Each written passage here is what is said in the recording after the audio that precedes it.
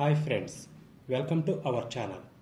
Bollywood star hero Salman Khan గురించి ప్రత్యేకంగా చెప్పవసరం లేదు. టాలీవుడ్లో మెగాస్టార్ మనకు ఎలాగో హిందీలో సల్మాన్ ఖాన్ కూడా అంతే. ఎన్నో హిట్ సినిమాలు చేసి తనకంటూ ఓ ప్రత్యేక గుర్తింపు పొందాడు.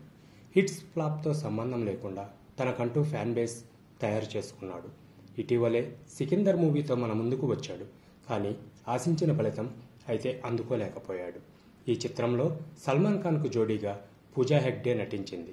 ఈ చిత్రం విఫలమవడంతో మరో సినిమా చేయటానికి కాస్త సమయం తీసుకుని మంచి కథతో మన ముందుకు వస్తానని సినీ వర్గాలు చెబుతున్నాయి. అయితే తాను బ్రహ్మచారిగా మిగిలిపోవటానికి అసలు కారణమేమిటో ఇప్పుడు తెలుసుకుందాం.